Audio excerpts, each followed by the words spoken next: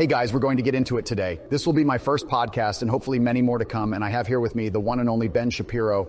Hey guys, how's it going? All right, Ben, what would you like to first get into? Well, I'll just start by asking what happened with your house being raided. It was a total violation of my rights, a blatant abuse of power by those so-called authorities. Can you believe the audacity? They thought they could just waltz in and tear my life apart without any real reason.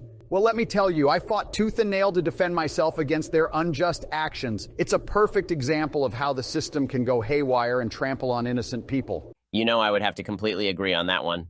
I won't stand for it, and I'll keep speaking out against such blatant injustices. Without any damn criminal charges as well, not to mention. Well, Ben, let's address one of the controversies that has surrounded you. I'm sure you're aware of the criticism you received regarding your stance on transgender rights and your opposition to transgender individuals using the bathroom of their gender identity.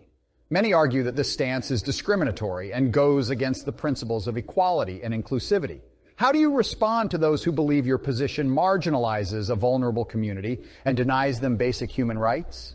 I'm genuinely curious to hear your perspective on this matter. I would like to address that I don't agree with the statement, but this was a question that was asked. And I'm just asking this to see how you would have your opinion on this. Thank you for bringing up this important topic, Andrew. I understand that my stance on transgender rights has been a subject of controversy and criticism.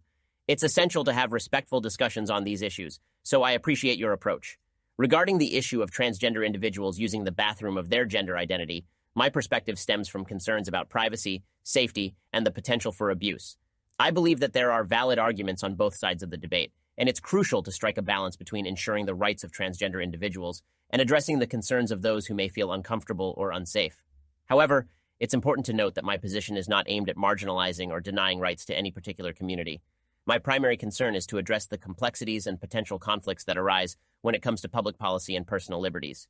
I believe it's essential to find solutions that respect the rights and dignity of all individuals, while maintaining a reasonable and practical approach.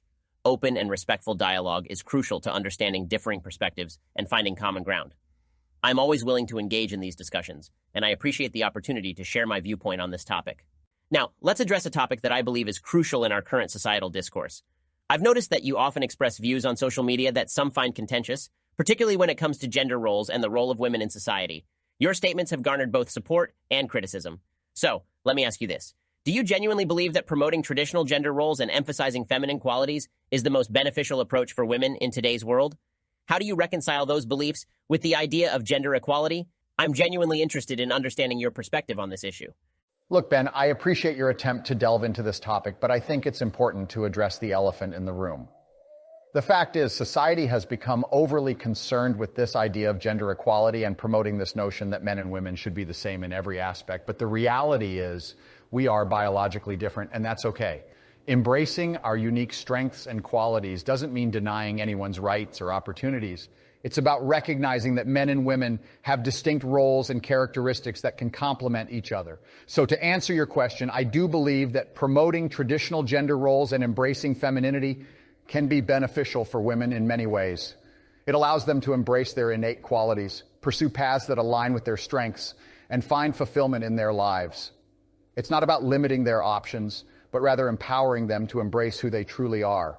Ben, let's get real and dig into a juicy topic. I've been thinking about the concept of personal responsibility and its impact on people's lives. It's clear that some folks tend to blame external factors for their circumstances, while others emphasize the importance of taking ownership of their choices and actions. So here's what I want to ask you, Ben.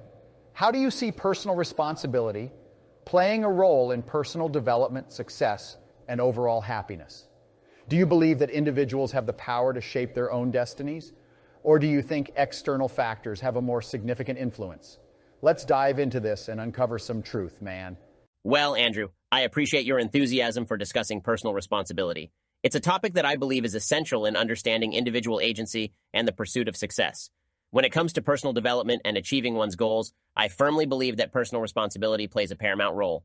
In my view, individuals do have the power to shape their own destinies to a significant extent. We live in a society that offers opportunities and resources for people to better themselves and pursue their aspirations. While external factors certainly exist and can present challenges, it is ultimately up to the individual to take responsibility for their choices and actions. Personal responsibility involves acknowledging that our decisions have consequences and being accountable for the outcomes. It means recognizing that hard work, discipline, and perseverance are key ingredients for personal growth and success. By taking ownership of our choices, we empower ourselves to overcome obstacles, adapt to changing circumstances, and strive for excellence. However, it's important to acknowledge that there are external factors that can impact our lives, such as systemic barriers or socioeconomic conditions. While these factors can pose challenges, personal responsibility teaches us to navigate through them, seek opportunities, and make the most of our circumstances. Ultimately, the belief in personal responsibility aligns with the idea that we have the power to shape our own lives and should not rely solely on external factors or blame others for our situations. It fosters a mindset of self-improvement, resilience, and accountability, which I believe are fundamental values for personal and societal progress. Hey, it's Joe Biden. Y'all, can I get on this? I love newshopaccessories.com, exclamation mark, exclamation mark.